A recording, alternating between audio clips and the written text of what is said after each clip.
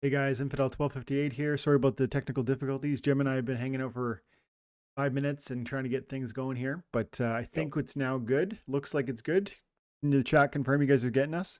we are good. I see it. Cool. Yes, Butters, good to see you guys. Jim, thanks for coming Uh, and hang out today. yeah, thanks for having me, man. I'm just glad I was able to wake up in time. Yeah, me too, dude. I was I sent the invite like last night or whatever, just a comment, and I was like, oh, hopefully you'd be able to do it because Yeah. I've got like I was talking with so it's been a year helping out on the Splinterlands TV, and for most of that time, Jim has been there at least supporting, and then later on, like more officially, like just being almost part of the team. hmm Um, and it's been a year. I can't believe it, but I just talked to Ron this week, and I'm going to be stepping back from the Fridays on Splinterlands TV. It's just too much, and I want to be. It's actually stressful to have like a 2 hour slot that I need to fill.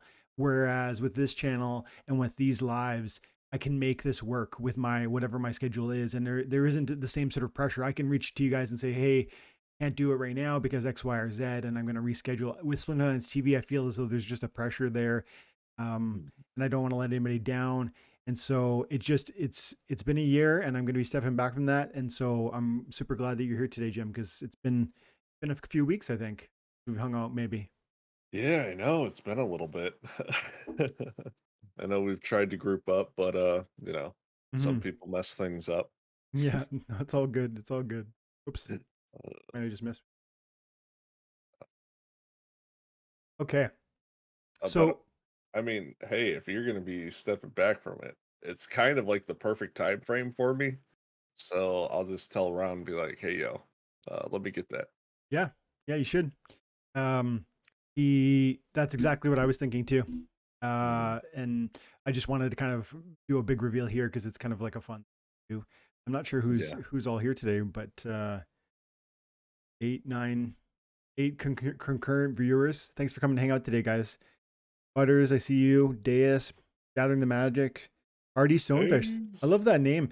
By the way, Hardy Stonefish is definitely my other than the Creeping Ooze. Oh man, Brownie too. But the Hardy Stonefish is like a solid one mana card. And Gathering's hanging out, and Eli's here. Love it, guys. Mhm. Lots of things happening, Deus. I don't know, man. I just wanted to do a live. As you guys know, I try and do at least one live a week. And it's been about a month since I've done one publicly for like just all viewers. Probably 3 times a Not month I that do the bad now. members only stuff, and then try and do once a month where I'm gonna do public. And maybe if I'm stepping back from Splinterlands TV, that might be more frequent. I want to feel it out and find a rhythm. But I'm kind of thinking maybe I'll do two. Maybe I'll do one members and I'll do one public or something. But yeah, man, it feels like there's a lot going on. I mean, we've got an airdrop coming in really soon. I mean, what, maybe 2 weeks away? Um, Yeah, I don't know exactly. We're at 12.6 right now. and we're burning 25,000 a day, right? Plus any sales. Yep. I don't really know what sales look like these days, but let's see, 300,000, 350,000 divided by 25, right? It's like hmm 350 divided by 25. Even if that was it, it's 14 days from now. And presumably Yeah. there'll be some sales. So we got Yep. a new summoner coming. We've got like the reward card changes and the reward card price appreciations happening. We've got um uh cool things that were talked about that I haven't really touched on, like the fact that potions are going to have more utility and maybe like extra burn mechanic because you're going to be able to use them on your daily rewards and your season rewards, which is new. hmm For the longest time, I didn't even know that they weren't helping me there. Have you known that, Jim? Like in your rewards, have you thought that potions were helping you on your dailies or your seasons? I didn't. I didn't think that. Probably just because I was going off of words as written, and Hmm. they're like, "Oh, potions are just good for packs." I was like, "Okay, helps with nothing else." I don't. I probably never read that, and for the longest time, I assumed they were helping me. And then, Okay. and then Of course they're not, but now they will be with the soulbound reward cards. And man, and even the soulbound reward cards, I heard somebody say recently, I think I was listening to Aftersound, and he was talking about how the soulbound reward cards were initially like talked about in the community as being a proposal, and now from the last town hall, it's like a done deal. They're like happening. There's 40 plus of them. It's going to happen Yeah, like the end of January. It's going to erase, like, get rid of all of the old reward cards, and prices have gone wild since then, like dude, double, it's so triple, 5 times crazy. as much. Yeah, and it's like I seen some of the cards that have been around for a while for the rewards, and those like card prices have spiked, but it's like uh I feel like just as of right now before they get like not thrown away, stop being printed. There's just since it was so close to its ending of print anyway, but the price just jumped ridiculous. I'm like, all right, I feel like that's kind of too much right now, Yeah, like but it's gonna happen. how quickly it happened, do you mean? Yeah, yeah, and it was more so for like so the Venari Heatsmith, right? That was at a 99.2% print um completion Mhm. already. Mhm. So it was like it was already close to being done, so it was like this price fluctuation, I feel was too steep in comparison to some other ones. Yeah. You said the Heat Smith? Yeah, I mean Yeah, it more than doubled. It nearly tripled in value. yeah, Um, yeah, you're right. Like there's a bit of that's the thing though, and I feel as though we've talked about that a lot of times on this channel. We say, the prices will appreciate in ways that don't fundamentally make sense. Like I think mhm, I have and I will always continue to articulate justification for why these cards should appreciate. The fundamental considerations, supply and demand. The number of supply is constantly shrinking because we're burning them and consolidating yeah, assets. But then also there's a growth in player base, even if that's slow, even if that's one player a day or a week or a month. There's those people need decks, and even if it's bot cards, like theoretically they need some amount of collection power or some cards. um and so that's an argument for why they should appreciate from a fundamental consideration. But then simultaneously, that doesn't mean that fundamentals drive all price movement, and that there's, you have to also wrap in a bit of craziness, because that's what when Heatsmith goes from like point 0.5 of like half a penny to like over a penny in like what, a week, probably a week. And yeah, nothing really changed, to your point. Like, I mean, in fact, we just had an end of season, so there should have been issuance, like new print rate of this thing. It should be at a place where the price is, if not down, at least like just, I would say, stable. It's not as if this card lost any of its potential supply. Its whole issuance was released, and yet people get excited because reward cards are going to go up there now that they're not on. So it becomes this self-fulfilling prophecy, I think. yeah. And you've had those comments recently about you know how you're always talking about the reward cards, they're gonna go out, buy them, blah blah blah. And then the people are like, oh, it's a scam.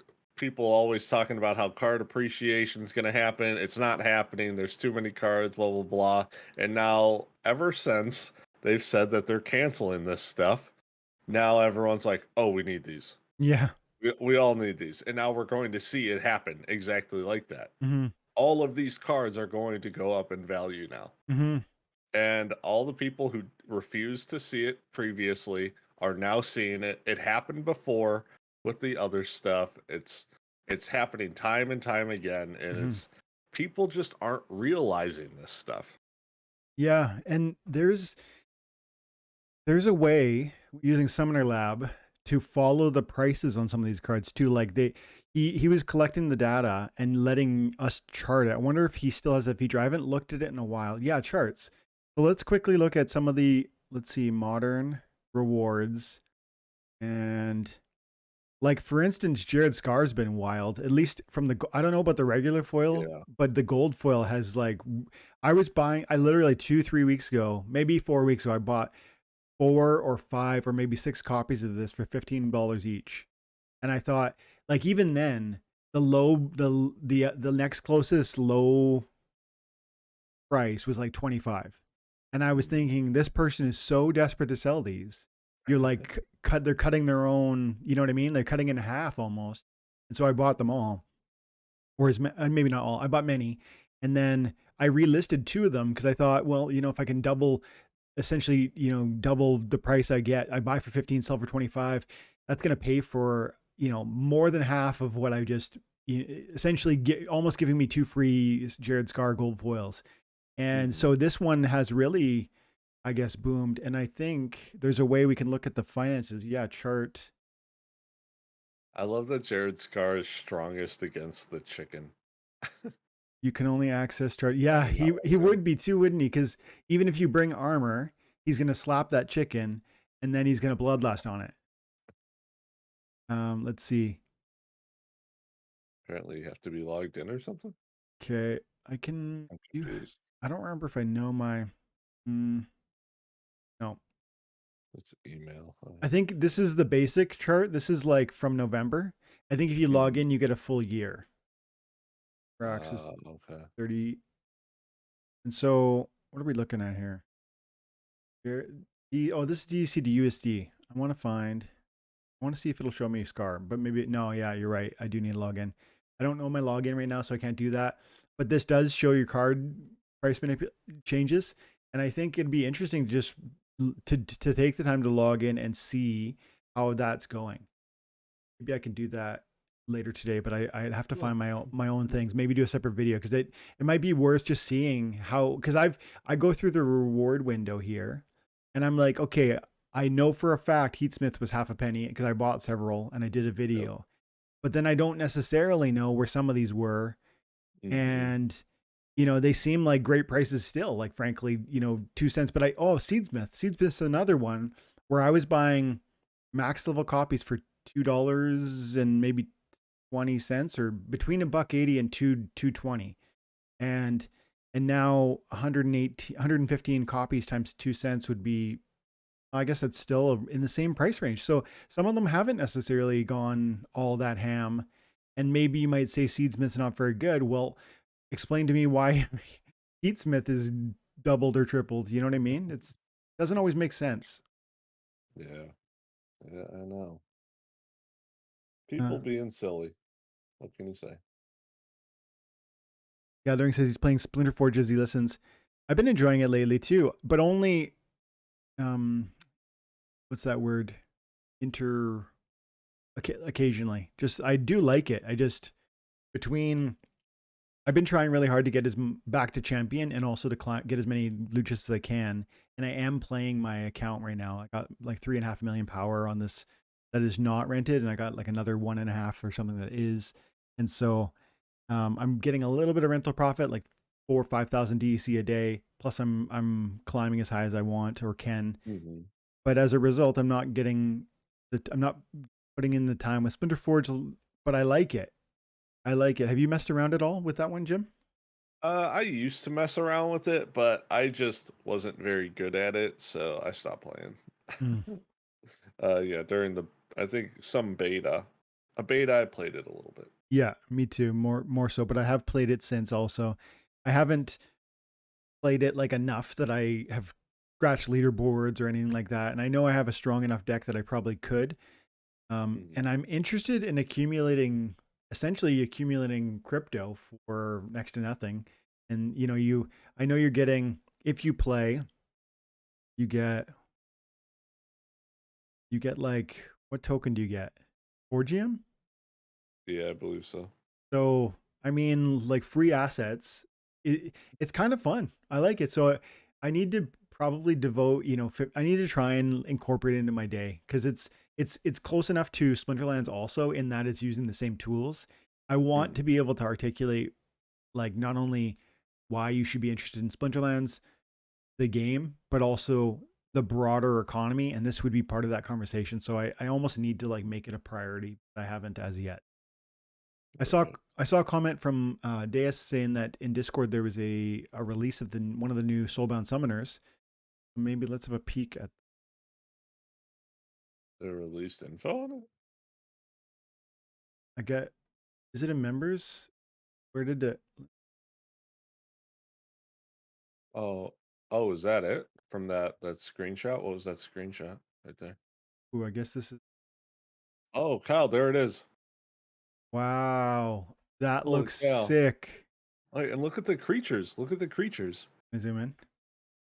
Look Yeah. at whoever that like first no damage tank is. What is this guy?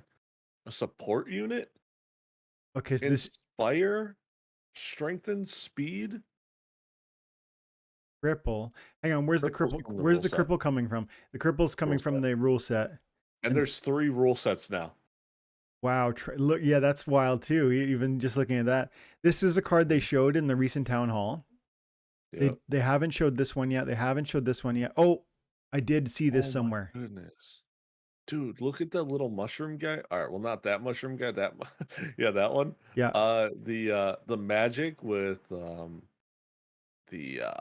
is why can't I think of that? The life leech and affliction yeah, on magic. So now your obsidian will cause that guy to heal for 2 HP every time he hits. yeah. And this is, hang on, this is rare, and this is level 6, so this is not max, right? Level 8 No, is max. yeah, Um, so he's theoretically going to do more damage, or he's going to get. He probably does. I bet he sure. stays at 2, but I bet he gets one more hit point or something like that, or maybe one more ability at max level. Mhm, He's a slow monster, so you probably imagine he's not going to get one more speed as he levels up. yeah. I would expect more hit points and maybe one more ability as he reaches the highest level. Um, Mhm, this is interesting. Another speed summoner. This is yeah. that. This must be that conscription ability, Gladiator. right? Yeah, yeah. But then, hang on a second. It looks like the ability. Hang on. So if conscription is present, the failed summoner should get magic. No, hang on. That's not. Yeah. Hang on a second. What would happen here? The summoner has it. Oh, my bad. I'm thinking. I'm getting confused. I was thinking weapons training. Uh, con- Oh, yeah, this is for, play gladiator. yeah, yeah. None of these are gladiators. This, but anyway, so this is what kind of summoner is this? Is it a? It has to be a Oh, green, that or looks like is it a that's dragon? dragon. Yeah. Yeah, it's a dragon summoner. Wow. All right, cool. I guess the dragon's just all speed all day, huh? And also they said in the recent town hall, how did he say it? I did a video on this. Mhm. They said specifically that the fire team was going to get a summoner with conscript. That was Nate speaking. So I don't know if he misspoke or if I misunderstood, but Well, it was quite no, I clear. think I think every single color is going to have one. Or conscript. That would That's the make gladiator one? that would make sense. That would make sense. New fire summoner, and that was the llama Yeah, tour. They talked about him. yeah. I want to see that more. Let me see. Anti. Is this the Yeah, that's the person's name. Yeah, Okay. that's, This is. Um. Can we glean anything else from this? Is this a? Do we know the rarity on this? No, we don't. uh, it's probably a rare because I think this is gold. Yes. This I might be gold just based upon the epic and the rare for those levels, and I guess also common. I agree. And that's also 6, so Yeah. And this one's level 8, which you're right. If this was a common at level 6, it wouldn't be able mhm, to do that. So yeah. you're right. It's got to be a rare and +1 speed, the conscription ability. This interesting for sure. And I think that you're right. That must mean that every splinter's going to get one, which means even more summoners, which Mhm, probably means an interesting financial opportunity. And also, if you think about the fact that all the summoners, if they all are offering gladiator, +1 gladiator, then they are offering a certain type of similarity that might dilute their own price value, which mhm, is potentially really helpful for newer players, or even older players who just want more options, like another dragon option or another fire or whatever splinter you like. Just one more option, um, for a different mana cost. I don't know what mana this would be, but there's only 19 mana here, and we could probably figure it out. Well, no, we can't. I don't think we can. No, But I mean, Um, another option, and if they are in fact are all al- similar, that might be although helpful. although we actually might be able to find the mana cost of the little mushroom guy. This guy, there's three randos that I wouldn't know how to. But look at the bottom side though. We know the mana cost of every single thing Ooh, on the bottom side mm, except for the mushroom guy. I like that. It's like a math, like a. Yeah. You got 4 plus 3 is 7, plus 1 is 8, plus 2 is 10, plus 5 is 15. So he's probably 4 mana. Yeah. And so 3 or 4 mana probably. yeah, and so we got it's hard to differentiate, but if you imagine 2 plus 4 is 6 and you got 13 left, I'm going to you got to think this guy, don't you think this guy needs to be at least 3 with that? I it's difficult to say, man. Yeah, it I don't is. know. Yeah, it's too hard to say. But Yep. I bet these are relatively cheap. I'm guessing right now this one's like 4 mana and this one's maybe 3 mana. Mm. And I think that puts her in like I lost track, but it's something in the 4 mana range, I bet. 4 or 5 maybe. Also, do we know what that ability is on that last on the common mushroom guy? This one? Yeah. I know we've seen the artwork, but I just don't know what the ability is. I don't recognize it. I wonder, is that weapons training? But no, you wouldn't put weapons training there. Oh, You'd put it here beside so that you could give your failed summoner the bonus. yeah. It almost looks like he's poking, like somebody is poking the other, the eyes are being poked. Mhm. That's what I see. I see a face and I see like thumbs touching the eye. Yeah, I don't know exactly what it is. Yeah.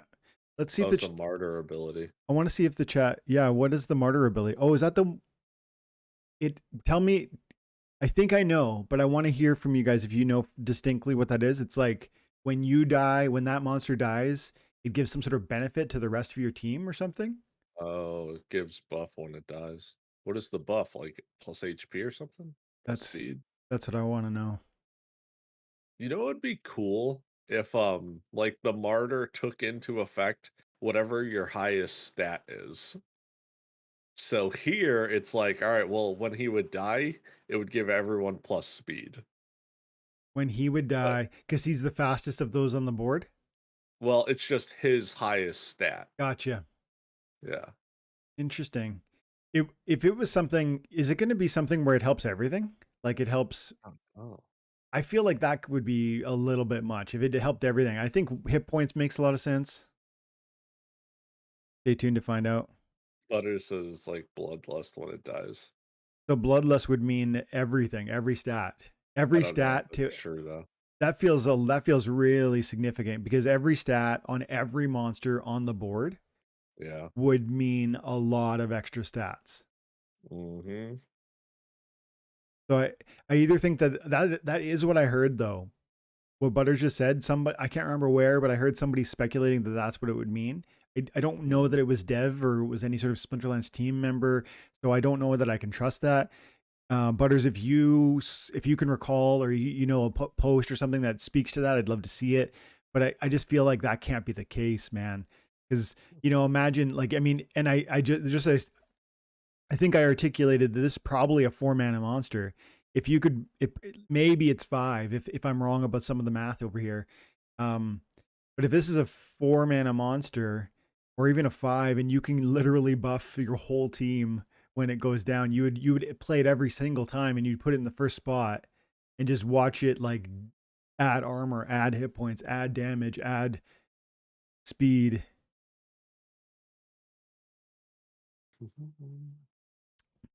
Let's see here. Sounds like a little OP, but also I just heard like you, yeah. BJY feels that this summoner probably is a 5 or a 6 mana. I wouldn't be if it was a 6 mana, you're leaving 13 left.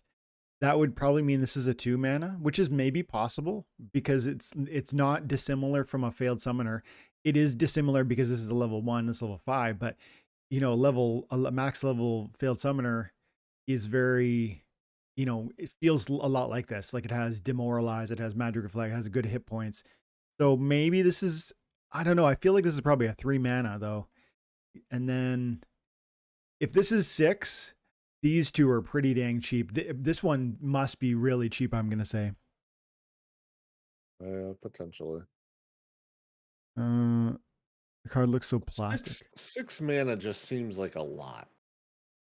Yeah, but it is Dragon too. I hear you. It does seem like a lot. Yeah, but I also assume all of these summoners are going to be the exact same mana cost. Wouldn't you think that the Dragon would be one more than the others? Um, they haven't done that in the past, so I don't think they're gonna continue. I mean, I guess I'm just thinking about like, well, let's see. Daria well, Daria was 4 when at the time when betas were 3. That was also a reward card. I was going based off of sets and Yeah, the when cards are all thrown together like this is going to be. let's see here. We got a lot of 3s from the rare, and then the Dragon 3 from the Untamed was 4. Wasn't Um, there another dragon? Or There no? from Untamed. Untamed has, Oh, okay. yeah, it has Alright, so I Kitty, guess right? they did. But Alright, then yeah, so I was thinking like Kitty, I was thinking the last set, but yeah, I guess they have done it. Kitty was 7, and so was Llama and Yoden, And then Camilla Sungrazer, yeah, that's a 3. I don't know. it's really hard. It's really hard to say. Mhm. Yeah, but I could see. I mean, 6. No, I don't really think 6 anymore. Now that I really kind of think it through, I feel 5 is probably the max, and 4 is a possible. Mhm. But time will tell. I'm really to me the biggest coolest thing about, well, actually, there's lots of cool things about that image. Um, these this guy, which I'd never seen before. The blind is always helpful. The martyr, which I don't fully understand, is super exciting. This guy seems like a whole new failed summoner type vibe, which is such a strong card and is quite expensive. And so it'd be nice for new players to be able to have like a high hit point, non-attacker with like decent buffs and nerfs that can, in this new evolution of the game, bring, I guess, extra utility to the weapons training ability that's coming because he has no native attack. Um, so this card's really exciting to me. And then also, I did not believe that they were gonna do. Well, I guess I believed, but I didn't know that they were gonna do the one for every squad. It makes perfect sense, but Mhm. there is a lot of economic considerations out of that because you, if unless they're all going to have like one distinct ability and then I believe they are. okay, So I think one would or I would assume that every single color will have a plus stat and the gladiator ability. yeah, So let's hope death is magics. You know what I'm saying? that'd be pretty wild. Luke Nowak alum says the card looks so plastic. It looks. I think the screenshot is. It does look pixelated, but it's just like the screenshot or the, and maybe it's Mhm. because I'm zooming in too on the screenshot. Yeah. Um, Gladiator tournament is here. Cool. I definitely think that'll be a fun. I don't tournament very often, but I like that that's a thing that we are going to have access to. I like that there's going to be a new way to enjoy the gladiator cards and a financial opportunity for people who have taken, let's say, guilds very seriously. So, because having taken guilds seriously over the last year and a half, whatever it is, you will have accumulated merits and then gladiator packs and cards, and as a result, you're going to be better positioned than some. So I think some victories in that realm are going to represent essentially time invested in the game, which is nice. I think is okay. So BJW actually was talking not about the summoner being 5 or 6. He figures the tank would be 5 or 6. It is an epic. Um, It also doesn't have an ability yeah, or an attack. My bad. yeah. I feel like 5 or 6 probably too much. I could see maybe 3 or 4. I can't see 5 or 6. with no ability, and I understand that weapons Okay. training would be really nice with the card like this. How great would that be? Weapons training in here, beside this He's guy. He But reminds me a lot like Brownie, yeah, but 9 hit points, but buff. dude. Yeah, he's like Brownie's big brother. Yeah. Let's see. Reskill is too OP for that.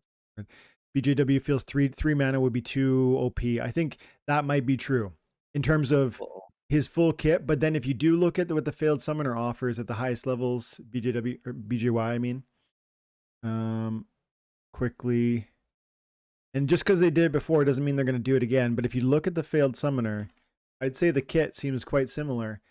At the highest levels, you got what? You got 10 hit points if you go to level 9. You got 9 hit points if you go to level 10 because he does have a strengthen, which brings it to 10. So you're getting 10 hit points at the highest levels. You got demoralize, whereas that card we just looked at has inspire, which is essentially the reverse of demoralize. You have magic reflect versus what was the other one? Swiftness. yeah.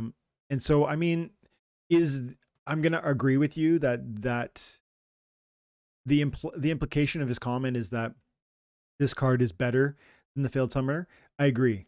It is epic. It's like an epic version of the failed summoner, which is common.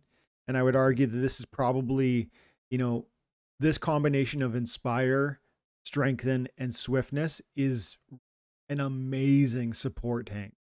Um, and I'd say this is a strong, very strong support, like off tank.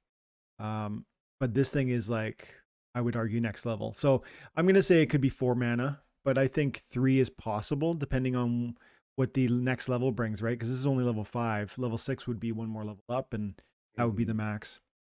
It'd probably go to 10 HP. Yeah, I bet it's 4 mana. Hmm. Could also like compare it to the Pellicor Conjurer. Pellicor Conjurer. Yeah, yeah. So like, let me look at that again. Of course, I know it, but just look at the stats in front of me. Pellicor. Mhm. Gonna spell it wrong. You're in Untamed. Hmm. You get 8 hit points. Hmm. Flying, divine reflect, or magic reflect, divine shield, phase. This one's they're so different, aren't they? Like the failed summoner is like a nerf, a nerf your opponent off tank. The Pellicor Conjurer is like a pretty strong off tank because of its evasiveness from flying and its speed and its divine shield and the phase. Mhm. Um, and then the one that we don't know the name of is essentially like I'd say a like especially with weapons training, this is like a beef of a real tank because you just slap a weapons trainer in the second position, giving him whatever you want, and with this inspire, especially a melee based weapons trainer, right? You're gonna get Mhm. melee with the inspire, the strength and the speed. That's like Although, although it would it matter actually? Um, oh yeah, that's right. Because the Inspire will buff the guy in the second place, increasing his strength, and then the weapons trainer will proc in, giving him the front line that attack bonus as well. interesting way to So, think about it. I wasn't imagining it that way. I didn't know how to mhm. imagine it really. You're saying, help me say that. so Explain that to me one more time. So how I'm looking at it is priority of, abilities going off, right? Yep. So his inspire would kick in before the weapons trainer ability would kick in because he's first. Okay. Okay.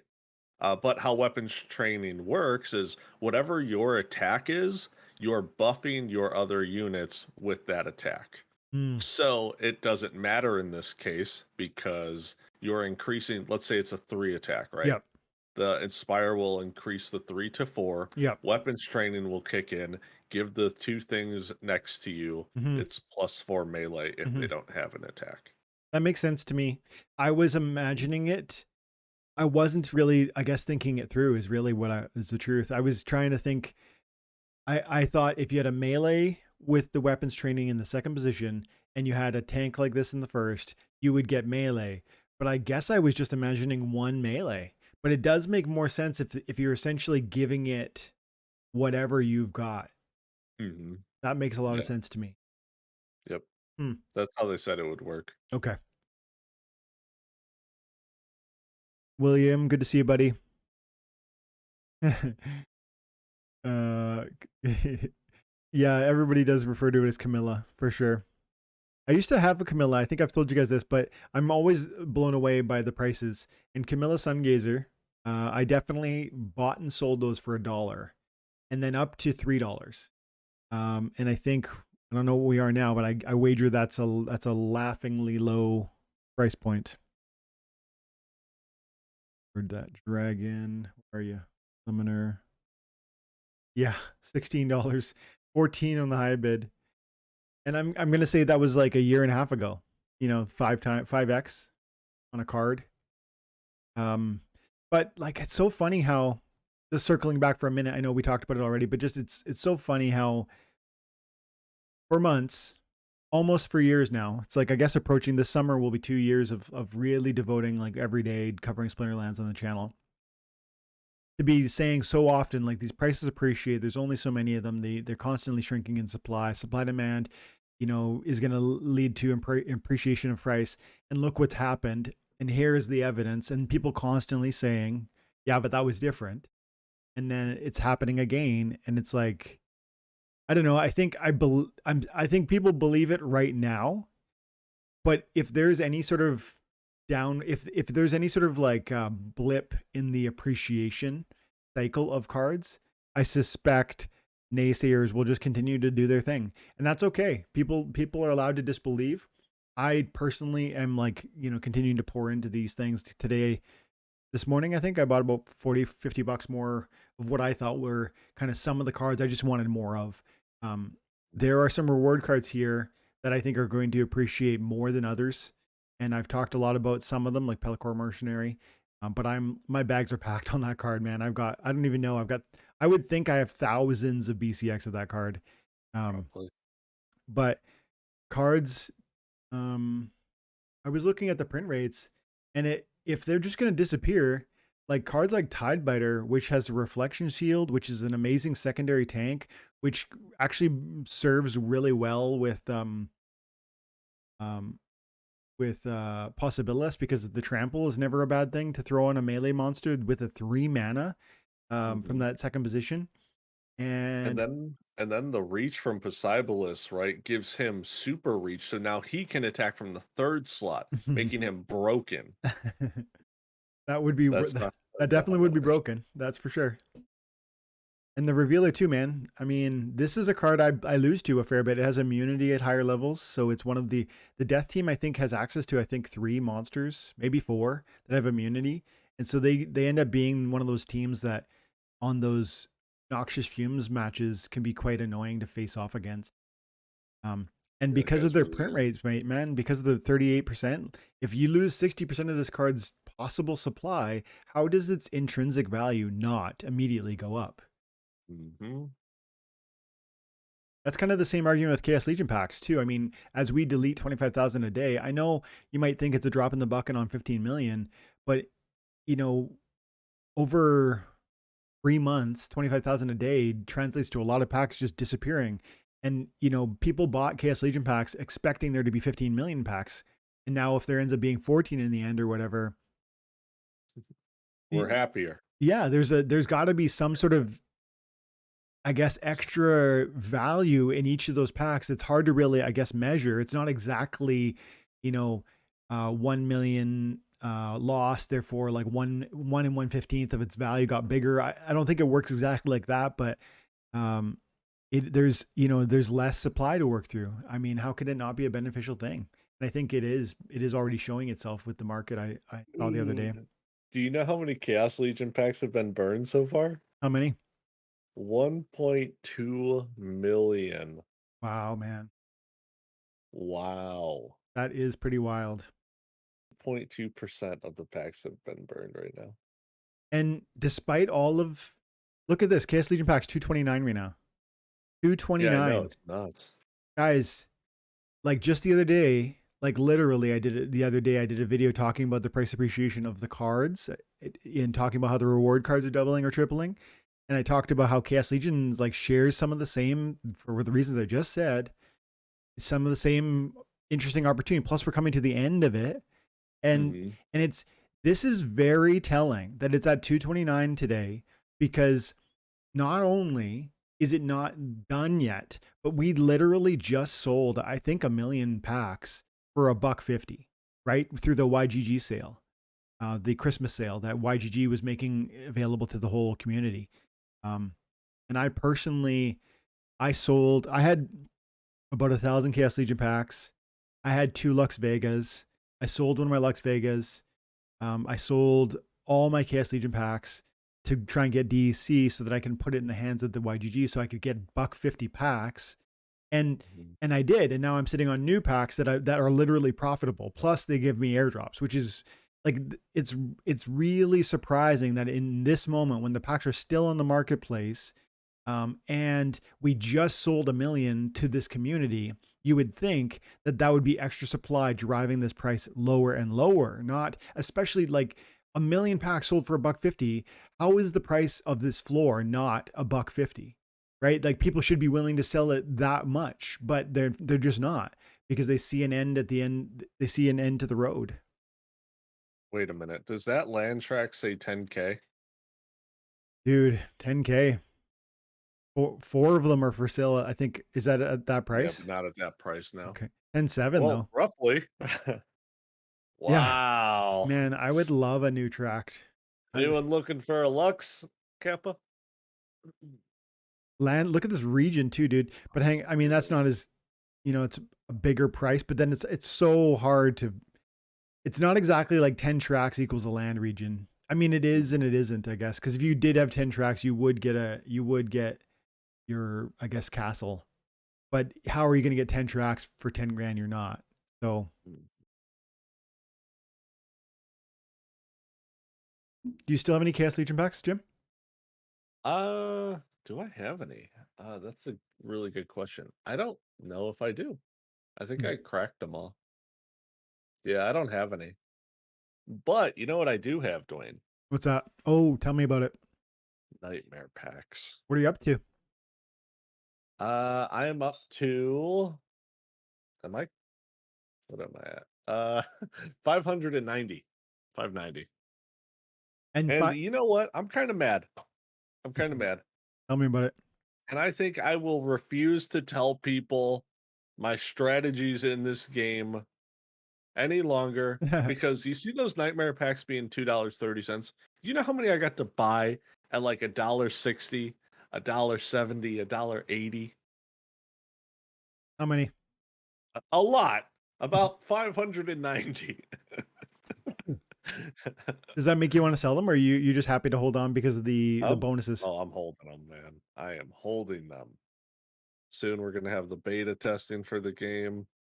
And You need I, five. I was saying it. I don't think people were ready for this game, for this tower defense. You need 500 packs in order to qualify for the beta testing, right? Is that true? Yes.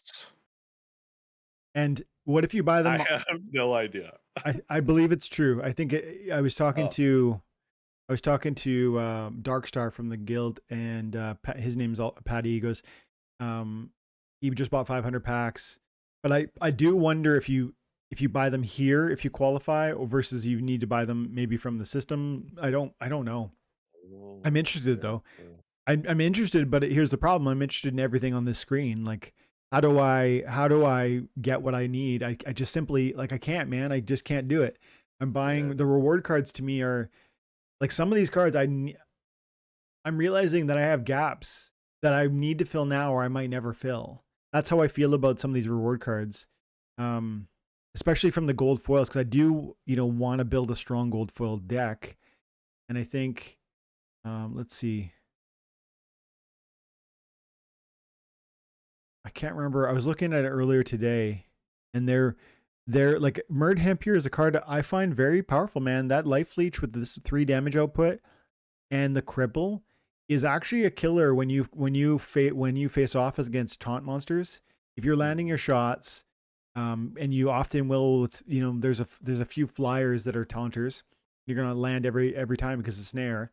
That life can get pretty huge, and then it can be a bit of a like a third tank on your team. Um, and it's relative. It's like 15 or 20 cents right now for a gold foil. So I You just know, what's that? I've wanted blue to have close range for about a year and a half now, Yeah. and I thought they were gonna get it. They still have yet to get it. I don't know when they're going to have that, especially now that we know Poseidolus, and he doesn't help the ranged monsters at all. And they have really good ranged monsters. Hmm. I I don't know if it's ever gonna happen. Yeah. No, I think it would be a nice fit. You're right. They definitely would be a nice fit, I and it thought would they be. were gonna do it because Poseidon is a Mhm. really good range monster, but yeah, never mind. Yeah. Look at this. 374 copies. Holy cow. Look at that. Like there's 9 on the screen are all Look at that 400. BCX. There's I don't know. I have Wait, like hold on a second. What did that say 400 and some change on yeah, 407? yeah. Wow. Yeah, sometimes people put more than the cap into it because they want to get more um you get a I think it's like a 5% collection power bonus when you have a max level card. And It's so not worth it, no, it's especially now. no, it's not. But yeah, that's what people sometimes do, or maybe it was by accident. Hard to say. True. Um, but yeah, obviously I backed up the truck on some of these cards, and even the gold foils. Like I got a good amount. Got my max. Yeah, like this is still this is about 45 cents per max, or sorry per BCX. I don't know how to squeeze in nightmare packs when these assets are available for me to buy. I get you, man. I get you. Ooh, Volgine, I just bought a bunch of these guys. Can I max you out? I'm just doing speculation right now, you know. Mhm. I used to be terrified by like overcommitting with Mhm. Splinterlands. They used to be the case if you grabbed all your cards and if they were not marketplace like rented or whatever, and you did combine cards, it would combine all of them like above and beyond. But at some point they changed it so that if you grab 500 copies, it's gonna max you out one. Um, when you do that, Mhm. let's check in with the chat. I see a lot of comments and I've been reading them, but I haven't necessarily been responding. Fire in the second. Put the untamed William talking about put the untamed reach monster with inspire in the second position. Which untamed monster has inspire and reach? Untamed. Let's go and oh, you mean Orc Sergeant? Yeah. Uh, Orc Sergeant's a great card. I use that card a lot. That's one from the It'd be untamed that I feel is necessary. it'd be really cool if they like added abilities to some older cards, but I don't know if they should do that. I feel Like like that Orc would Sergeant would make sense if he had weapon training. yeah. It would be so hard to do that without well I feel as though you would 100% screw with its price value. Like Mhm. you would either undermine it or you would make it overpowered. Not, and overpowered is like a term thrown around that is just overused, but really what it would come across as either I have tons of orc sergeants and I'm happy you buffed it, or I have tons of orc sergeants and I'm pissed you nerfed it, or I don't have enough of them and you buffed it. You know what I mean? It's just going. Everyone's going to complain from a different angle if you changed the stats at this point. Yep. I guess you guys should have had cards, huh? Yeah. Let's see. And don't be like me, who's sitting on like no cards. Elistios here, good man. The FOMO was definitely there for a few days, but the price seems to slowly go back down today as BTC stopped pumping. Well, that's always gonna definitely factor in, isn't it? When BTC either catches some wind or slows down, you're going to see, I guess, tweaking on how that has implications for every market in crypto.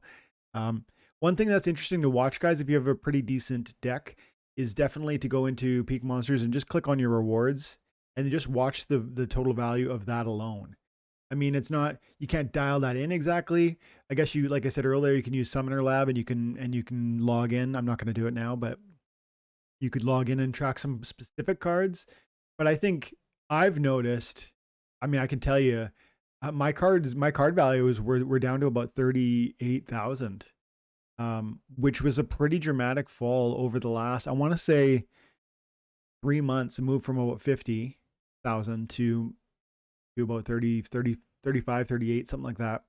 And then here we're just shy of 50 again.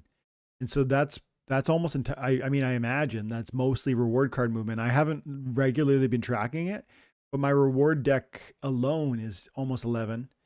And yeah, this is yesterday this was 10. Just so it's about $600 higher for one of them, for one reason or another. You know, maybe it's a combination of. Let's see. Mildew says Nate specifically said the mushroom guy with affliction and life leech is a 4 mana. Okay, good to know. Butter said, do we know that the conscription ability? Do we know that this is the conscription ability? Looks like it buffs. The buffs haven't applied yet. Which of these is the gladiator card? It's possible. It's the Summoner. Hang on a second. Go to Discord. So if this is the conscription ability, and I think it is. It could be Weapon Strainer, I guess, but I'm pretty sure that's the conscription ability. But his point is then where's the gladiator? And maybe he might not have played it. That's right. He just might, like, it looks like he doesn't have a super strong deck. Plus, this is, oh, you know what, Butters? This is a testnet server situation, isn't it? So therefore, if Antioch doesn't have, like, it's going off of whatever he's got. So, or does the testnet give you nothing? Do you have your basic deck, or do you have nothing? I actually don't know. I know that they give you a bunch of currency for you to buy stuff. Yeah. But if merit's not one of those currencies, then no idea. Yeah, I think it is the gladiator card though, because it just looks like a gladiator with that Roman helmet. Yeah. Ugh, holy moly, man! What's up? Feeling Just tired? yawning like a monster over here. Penny says the Chaos Legion packs being burned feels pretty good to me. I know some people are kind of pissed about it, but I'm not. Nope, me neither. Gathering says such a missed opportunity burning those packs.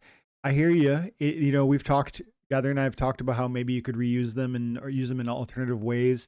You could imagine if we just put the 25,000 packs into the DAO, or you could say goes to pay the leaderboard or whatever. But one thing that I've noticed is that the leaderboard is quite trivial in terms of the amount of extra DC that's being created. And I saw Rick on the mountain just broke all the numbers down. And in that long conversation that Jim, unfortunately you missed that one, but we talked about the DEC burn and the DECB, and he was throwing numbers around. He's like, it's about 7 million per season. And we have like is it trillion? No, it wouldn't be trillion. It'd be 6 billion. 6 billion DC that are out there in the market. And when you talk about 7 million every 2 weeks, you're like dropping the bucket. Like even if you go across a year, 7 million, 7 million times 52. No, it's not 52. It'd be 26.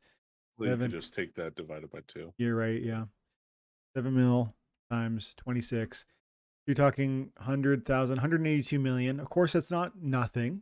But I mean, if the problem is 6 billion and you're adding 182 million across a year, it's not the biggest consideration in the conversation.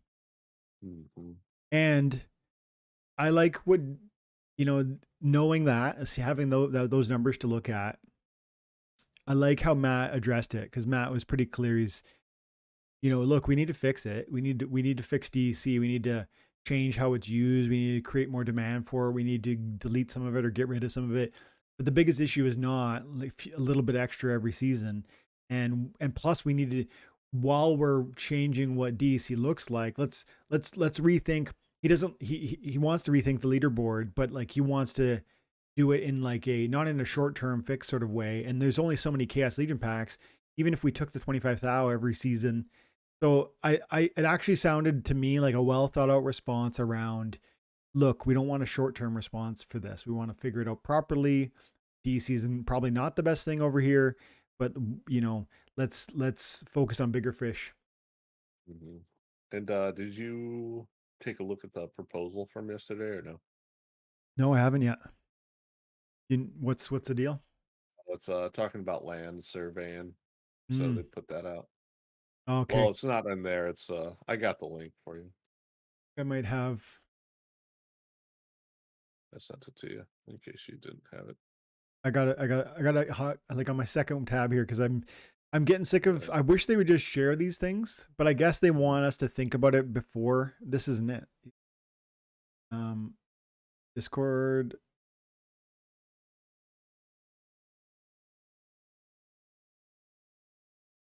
Did you uh, send no, it's it? in our call. It's in our call. Yeah. You Uh, just got a Drink you. button. Yeah, show Drink chat. you. Click that and big again. There. And that should be good. Yay. Okay, Yeah, we're good. cool, Okay. cool. So SPS governance proposal boost land survey chances by burning DEC DCB. Um, just based on the title, I have no problem with that, but the details, right? It's so important. Mhm. As most of you already know, the Splinterlands team is working on the land surveying feature, which will allow players who own land deeds to survey their land and determine the terrain type, rarity, resources, and special buildings that their land contains. The proposal being put forward to vote with the SPS stakeholders will allow players to survey their land for 10,000 DC tokens, roughly $6 at current prices. So $6 times 100 plots. Wow. Or That's 10,000 kind of crazy. or 10,000 DCB tokens per plot in order to gain double the normal chances of getting rare, epic, and legendary plots. Dude, that's I mean, it's funny. Like if you just stop for a moment on this $6 price and you say these plots of lands originally sold for $15, and now we're talking about a $6 ticket to make it like increased in sort of usefulness. And Hmm. I suspect that rubs some people wrong. Like I bet in the chat, if we did a poll, how do you feel about a $15 plot getting a $6 potion? People would be like, "That's see, this is so stupid." But at the same time, whether it was $15 before or not, it is now what is it now? 150, 130 range. 120 on the Hive engine, and probably a little bit more on the marketplace. 139 on market. Yeah.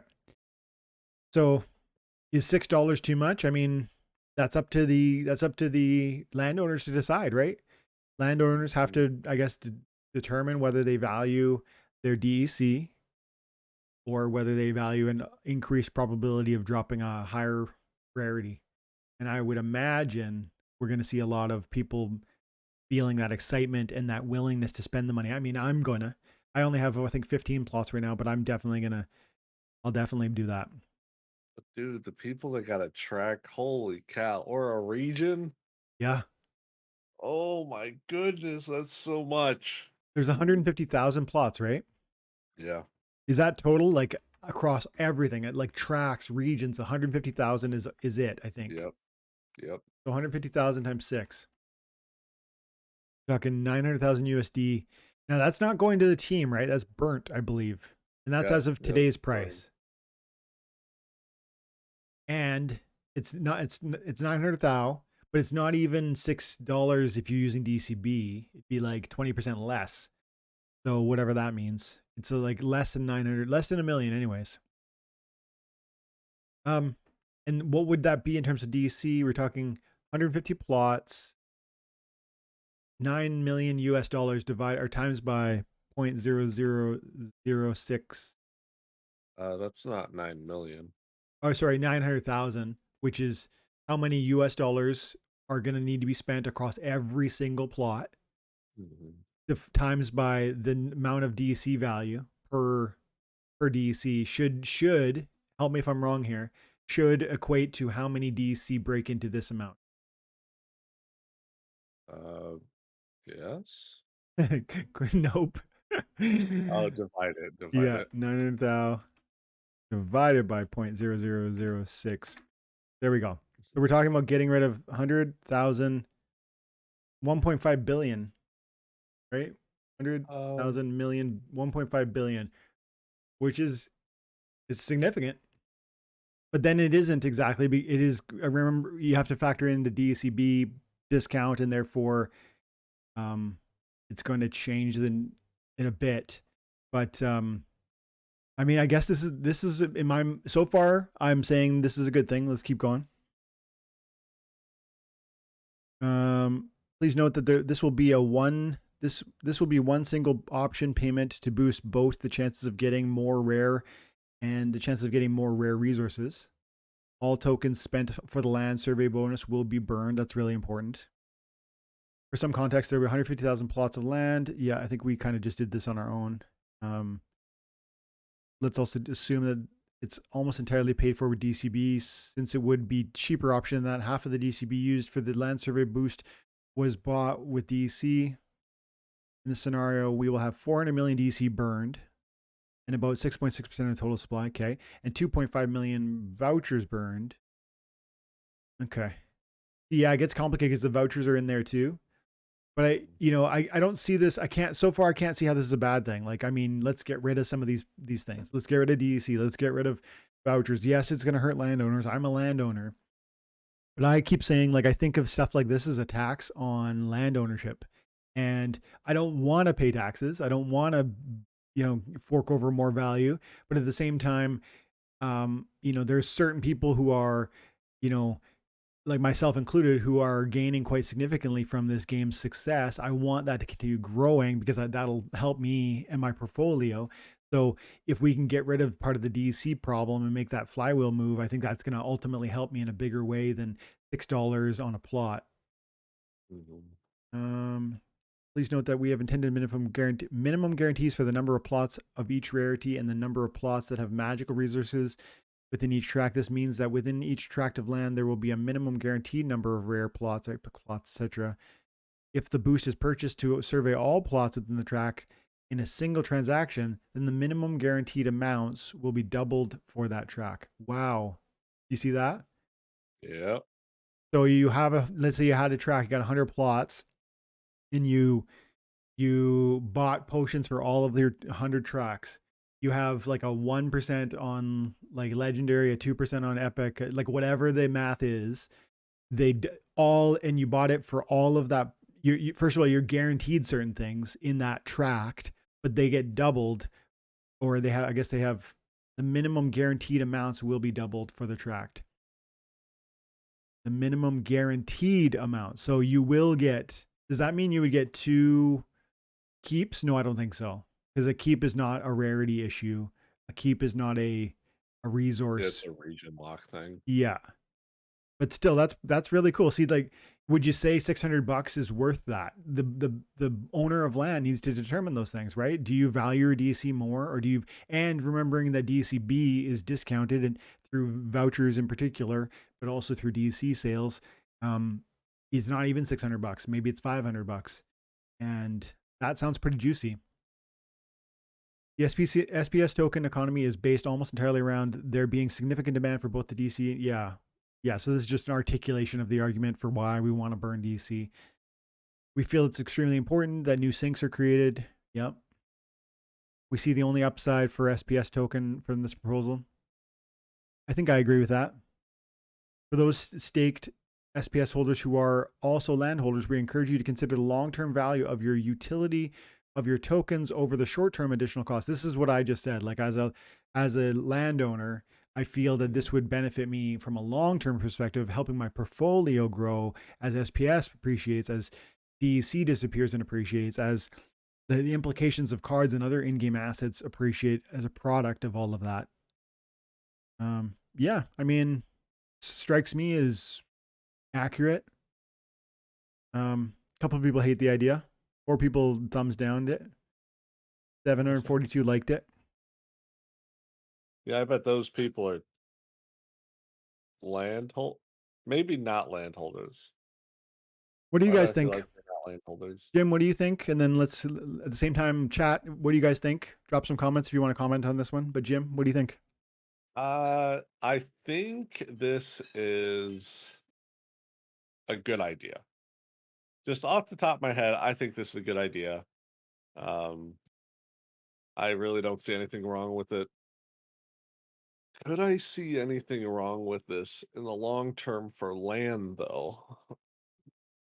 Land prices, if they don't have this, the lands that are guaranteed, like the castles, the keeps, Mm-hmm.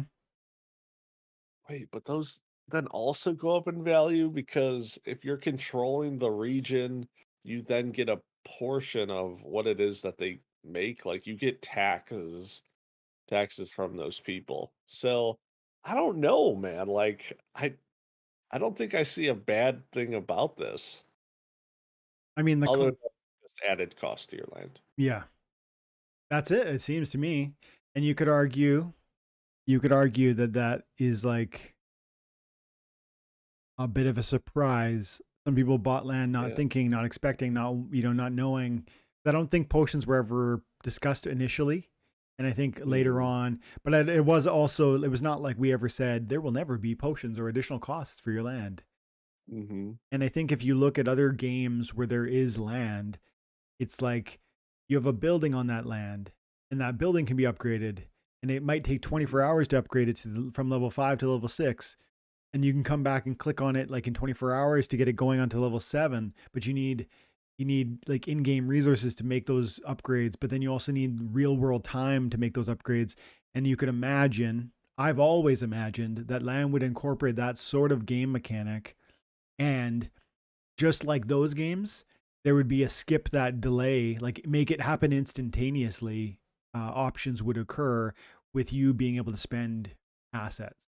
And so Mhm. it feels as though this is just part of that realization for me. Like I'm now, I feel as though this is just, you know, the outworking of what I expected.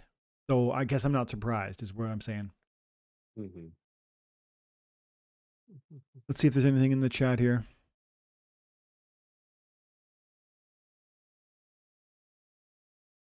Mm, I feel like SL will become a full time job, having to spend a few hours a day analyzing new proposals and more politics and then playing a card game. Not sure if I still enjoy the DAO function as much. That's an interesting piece of feedback from Elistios, who is very active in the community, Mhm. is present at like, I always see you in the lives, not just here, but like, Gank and Keys and I'm sure other But places too. honestly, Splinterlands is already a full-time job. Yeah. Yeah. At least it can be. I mean, I think so, man. I mean, if you are really, I can't remember who I was talking to.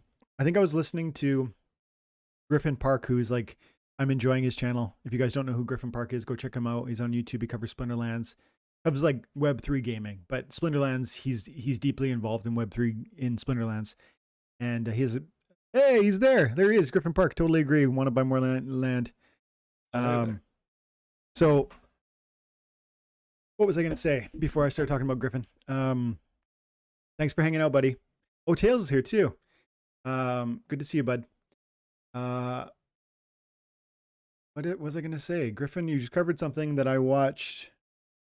You were talking about, we were talking about just now about the land and the extra costs. We were talking about, oh man, as soon as I saw him in the chat, I forgot what it was, buddy. But something pertaining Dwayne's to, fangirling. what's that, pal? I said Dwayne's fangirling. Fangirling. Um, good one, Jim. um, I think it was around just the idea that the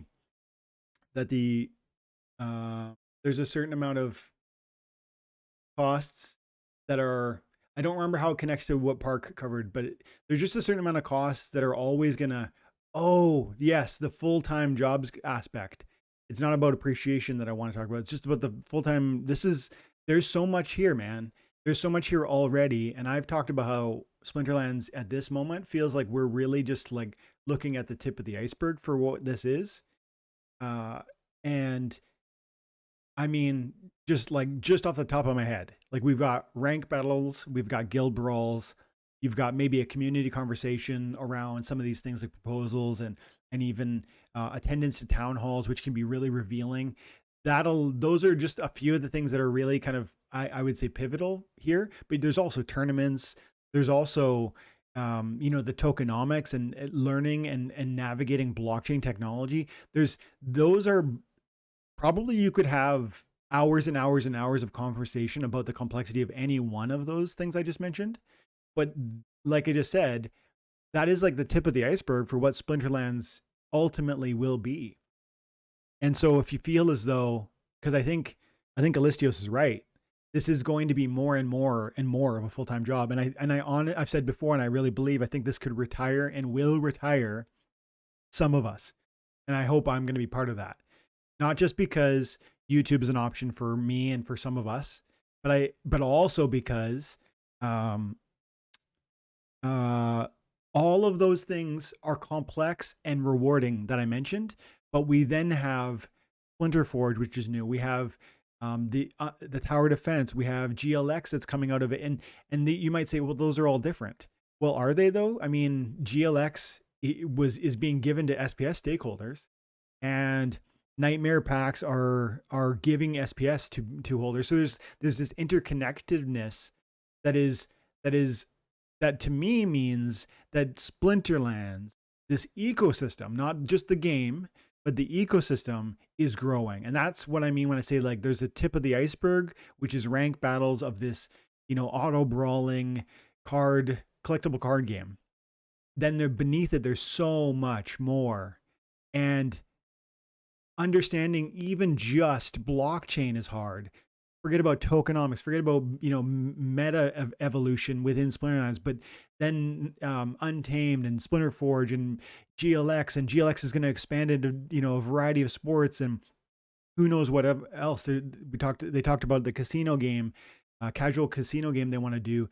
There's going to be so much going on here that I don't know that you will be able to attend to it all. And I guess to the extent that you're able to, you almost want to create that expertise for yourself, because maybe it's okay that Alistius, if land is too complex or too much, it's like a bridge too far for you. Maybe just focusing on the game mechanic, the battle, is enough. Maybe there's enough joy, enough profit, enough right. And Alistios has talked about how he feels like he really wants to collect them all, like a type attitude around the cards and stuff. Man, you just can't. Like not only not the cards, can't you do that? But you can't do that on like all of these other things too. Jim, it's just kind of a bit of a rant there, but what do you think about that idea of tip of the iceberg and like Elistio saying it's almost too much. It's almost work. What do you have to say about that? It is a lot, man. And I've kind of talked about it before. It was like, when we first start getting into the game and it's like our attention was so much more on it. Back when the SPS airdrop was here and people were doing a whole bunch of number crunching and all of this stuff and paying so much attention to the town halls every single week, paying attention to everything it is that they're saying, watching the community's response, and it's just so much. And it's like there are times now when people are talking about stuff, I just feel so out of the loop Hmm. because I just can't like really keep up with it anymore. Yeah, There's just so much stuff. And it's difficult. So yeah. But I do agree with you in terms of I think someday this will retire some people, and I'm trying to set it up for me to retire from it. So that'd be great. I know. When we can be like fat cats flying to Splinterfest on our DEC and SPS airbags, right? Like Yeah, yeah, exactly. guys, I mean, I suspect when I say stuff like that, it sounds like either a joke or it sounds like I'm just talking my own bag and I'm trying to convince you guys. That's what cynics would say. Like, I'm just selling you something that I hope to, I'm selling on your heads. I'm trying to. I mean, I'm not hardly selling anything over the 4 years now. I guess I've been playing, right? I've sold out one kitty, and I put that into my cash. And I think I sold, I don't know, $500 worth of something else. I can't remember what it was. And Oh, I'm what just do like, you feel about the DAO staking SPS? um, yeah, man, the DAO staking SPS I is don't think I like that. it's a on the one hand, I would like it if the DAO grew in nominal tokens it holds, and staking would do that. And then I would like it because I would ultimately like it if the DAO grew in value, price, because we hold the keys to the DAO. But there's the other side of that coin because it's a huge amount of SPS that would, I think Aggie said it would be 6% or something of the SPS. It would dilute the distribution of SPS by about 6%, which you might think is not very much, but man, that's a huge bag. It's a lot. And we already have seen SPS prices at like 2.5 cents. And part of the argument for why it would be low would be that people aren't interested or aren't receiving a good enough value in the return from staking SPS, right? So if you argue that there's not enough value in holding your SPS, then you might argue that this would make that worse by drawing down the possible return from staking. So, but on this, but I don't know where to land there because I do want to see that DAO grow. So I don't know, man.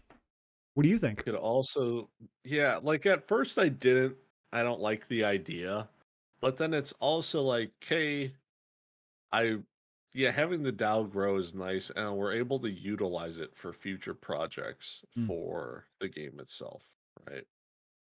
And so, and since it's all like kind of being locked away, is that necessarily a bad thing? I don't.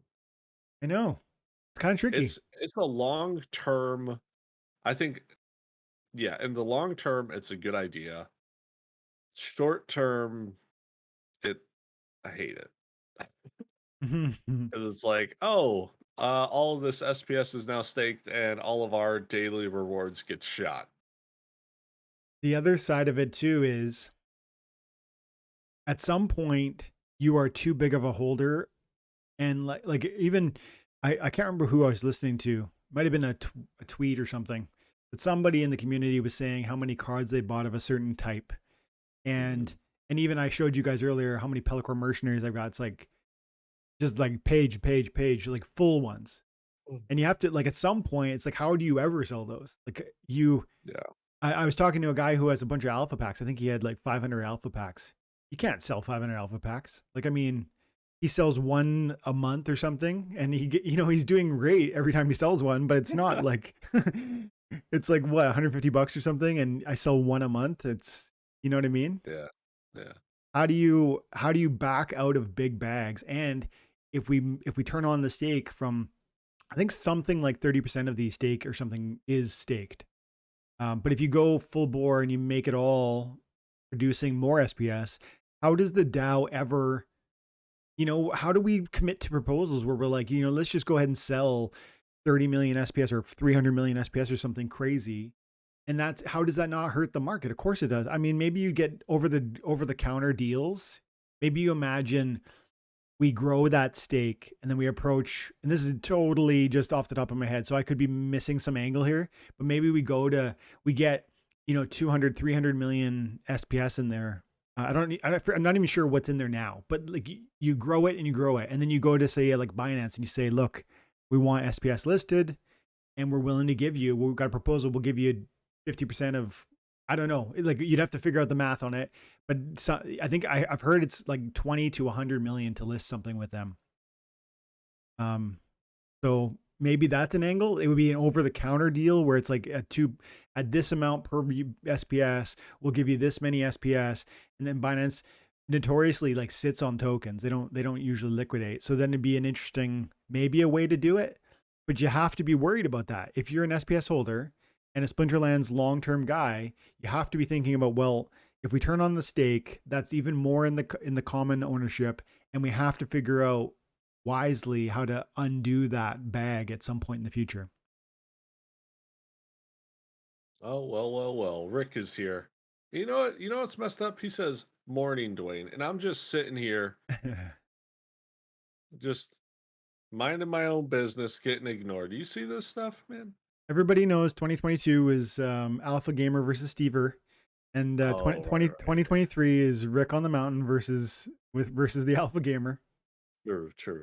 All right, I guess I'll see him at his wedding this year. Let's see.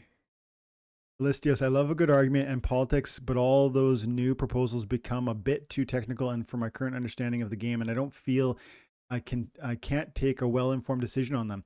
Yeah, dude, it's tough. Even me, like at times Like I'm yeah. there's good reasons for and there's good reasons against it, right? And like that's the rough part. It's because there's so many times where I'm like, yeah, that makes sense. But also this makes sense. Mhm. Yeah. I was saying with someone yesterday about an unrelated matter.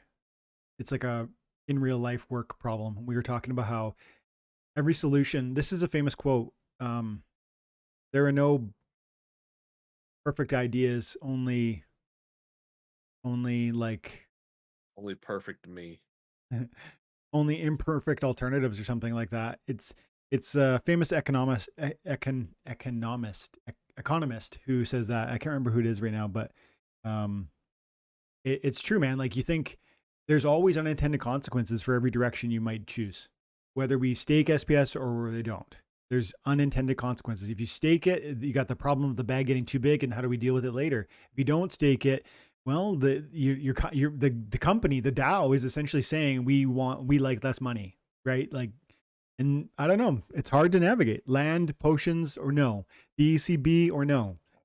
It's every angle has some interesting considerations, and that's why I think we've seen on the proposals, not there hasn't really been one where it's like a slam dunk 99% say yes, because everybody has these differing opinions. Yeah. Yeah. Alistios, What was the closest to 100% proposal? let's look at it in a second here. Just feels harder. uh, Griffin says, to me it's kind of like chicken or egg problem. It creates more supply, but it's all locked up unless we want to crack it for something, and then it could be problematic. Yeah, and if you do metaphorically crack you crack the piggy bank open, you're going to be selling. Oh, you're going to increase the supply on the marketplace in a dramatic fashion, possibly at a moment that would, and Agrid has said they would wait until there's a bull market and they could sell into that buying pressure. But I don't know. It's hard to, it's hard to do that. It's easy to say that, and if we all sold when the bull market was at its peak, I would believe that sentiment was more accurate. But you and I, everyone here knows you didn't sell as much as you wish you did at the top of the bull market. You missed it, and I missed it. You sold some, maybe, hopefully, but you didn't sell all that you wish you could have. In hindsight, and hindsight's 2020, and that's the problem. It's like if we say to ourselves, "Well, we'll turn on staking with the SPS, and we'll multiply those tokens, and then we'll wait for the bull market. And when the bull market happens, we'll sell into it." I bet we will. I bet we honestly will. That'll happen, and to some extent, but also to some extent, we will misjudge it. Maybe we'll sell, too early or too late, and the implications of it, man. I don't know. It's hard to think through. Steve's here. Steve, dude, it's good to see you, buddy. He says, "Yep, I should have sold more." I need to listen to Steve more.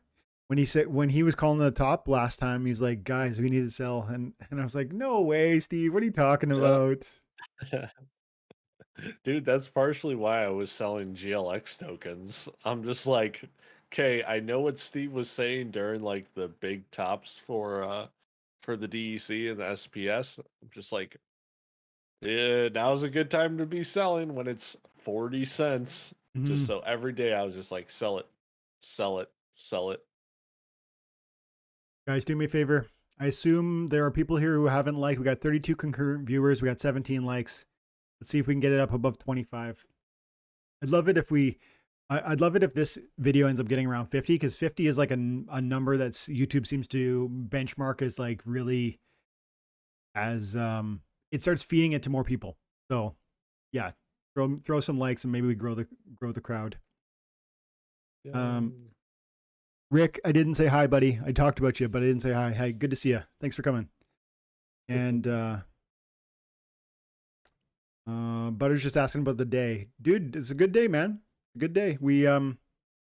I am working today, but my in real life job is a bit flexible, and so I take on Wednesdays. It feels good to take like the 10 to 12 slot, which is my time, Pacific Standard Time. I have some morning meetings I have to take care of. I got to check some emails in the morning. I woke up this morning at just before 5, and I go hit the gym. And today I did like shoulders and chest, and so it's been a good morning. I'm well caffeinated, and I got to send my girls off to school today. Both of them healthy and strong. And this Friday, Lumina had her 7th birthday last Friday, but she has her birthday party this Saturday. So I'm looking forward to celebrating my little girl. So yeah, man, it's been good. Good day, good week. Awesome. Yeah. Hmm. Rick, do you see what Rick said about you, Jim? He goes, "Lol, didn't know you were here. I'm listening more than Yeah. watching." Yeah, I saw him. Butter, butters, butters, you crack me up. Yeah, I Uh, think I'm just, you know what? Next Splinterfest, I'm not talking to you, Butters. How about that? How about that? oh, speaking of like time and attention. Speaking of, um, one of our boys had a good idea to do an in-house tourney or maybe a public tourney, and he was proposing that he would buy like a time and attention shirt for the winner of the tourney, and maybe Oh, we offer some wow. spots. So I'm thinking it'd be cool to arrange. I haven't done it yet. I'll talk to him this week and I'll try and set something up maybe for end of January so we get a bit of launch, like a bit of window to advertise it properly. But if you guys are interested in some time and attention gear, or you're interested in maybe being a time and attention member, you could potentially get yourself in here and also win a little bit of merch and maybe I don't know what. I'll probably put some other things in there too, maybe some cards or maybe some SPS. I don't know yet, but stay tuned for that if you're interested. Yeah, we could have some shoutcasters going over the tournament. Yeah, sounds fun. Could make this a thing. Bobby, the man, the myth, the Morgan. Love that. What's up? I'm late. Oh, dude, we've been talking about lots of things, Steve. We spent time beating around soul rewards. This was a cool thing you should check out. I'll put it up for you so you can screenshot it and check it out later. But it's got the new Oh, summoner with the new ability. That looks like this conscript ability. And then some. This must be testnet, right? So there's monsters in here that are going to be soulbound, I believe. That was a cool one. I'm that's probably the thing that I'm most excited about, and I will clip that later, guys, and throw that up separately because some people watch these long 2 hours and some people don't, and you can and I you can tell by the viewership. It's like if I give a really clear title and I give a thumbnail that is like on point for what we're gonna address, I might get 700 or 1,000 views or more. But then if I do a 2 hour live like this, we'll get like I bet maybe 400 views on something like this. Steve put up a pretty good point right there. I would say the SPS staking is good just because the DAO needs SPS to keep rewards going. That's interesting too, hey? Because yeah, we do only have a certain window of SPS payouts available, and after that point, there theoretically is nothing unless we choose to inflate and create more. You might argue that 5 years down the road, we will have grown, and the demand for SPS will have grown. And if that's true, then that might mean that wow, Brandon with the diamond Holy subscription, dude, cow. appreciate you, brother, love it. Check out the members only content, my dude. And also there's I think on the diamond there might be like I think there is like a thing for like once a month hangouts, like just me and you on Discord. So if you're interested, I'm happy to do it, Moreau. And everybody at Diamond, everybody at Diamond, it's like a group Discord, but you're the only one at Diamond right now. So if you're interested, let me know. What were we saying? SPS staking and Yeah, it's good because then it keeps SPS rewards. yeah, keeps it going. So that's a great point, Steve. But yeah, you'd almost want to. I think I agree with you because I'm trying to articulate a reason why maybe that doesn't matter, and I'll finish that thought. But I think your point is right. I think I agree with you, even though I'll finish my point. Maybe we could get to 5 years down the road and not have any more SPS to reward validator nodes or whatever or whoever else. And we might say to the community might agree through proposal that we continue to inflate SPS like 2% a year or something, and then pay validator nodes through that. And that might be okay. You could maybe argue that would be okay because that would be at a time when the game has developed and its community has grown and the demand for SPS has grown, so that it is not a problem if we inflate a little more. That's possibly true, but I think I like where your head's at there, because I don't really want to hope that we're okay in 5 years. I actually want to plan so that we are okay in 5 years. And so I feel as though you're suggesting a proactive approach. That's cool. I think I like that. This is I'm not sure. I'm not sure if I agree with this, but let's read Griffin's comment. He goes, personally, I feel proposals will die down a bit soon. People are just excited about the ability to be heard. I do think people are excited about the ability to be heard. I'm not convinced that that's going to slow down in the coming days as we get more and more proposals from community. I get the feeling, even with there's the whole thing with, we didn't talk about this, Jim, and I wonder if you heard about this. They're doing this like community representative thing. Yes, the council. Is that what it's called? Yeah, I think it's called the council. Cool. Hopefully we get it. Mm-hmm. I don't even know if I want to be a part of it. I was surprised to see that. I guess, well, Rick sent it to me and he's like, hey, what's your Twitter and what's your Twitch name, because it needs to be on here for the thing. I was like, what? Like, I didn't even know I was being considered. I appreciate it. That I don't know who suggested that or what, but that's cool. I of course love this game and I'll be covering it. So I don't know exactly what's involved in such a role, but I'm going to be covering Splinterlands all day, every day. So hopefully that can be helpful in that sort of process. But I just don't know if it's going to slow down. I don't think so. I think just like I think it'll slow down to people who aren't invested or don't have like SPS to be like, all right, okay, it just doesn't matter then for me. But I think when you ask someone, right, it's like, oh, what's your opinion on this specific topic? It's like, all right, do you want to have 10K land survey potions or whatever the heck it is? It's like, do you think that's a good idea or not? It's like most people here are going to have an opinion on it. Yeah. So then it's the same thing, but it's now just on paper, and then you're voting. Yeah. Yeah. And I think I see a lot of comments where people have different ideas and different answers. Gathering the Magic was here earlier. He's got some great ideas. Tails is a smart man, very smart, numbers based. Yeah. Suggestions. A lot of comments from from Tails, specifically around bots. And then Steve always has strong opinions. So I feel as though there's a lot of great content coverers, and I don't even know them all now because Splinterlands TV is blown up and there's so many amazing content creators over there that I don't even properly know. So I just feel like we have so many different voices that are with, I think in some sense, competing views and opinions on how to handle things. And that's okay with me. Like when I cover the salt mine videos where I'm talking with you guys, you drop a comment that's, kind of salty at times. And I will do my best. I'm not perfect at this, but I'll do my best to address those from a respectful angle and really push back against you if I disagree. And I hope that's what can come out of a DAO.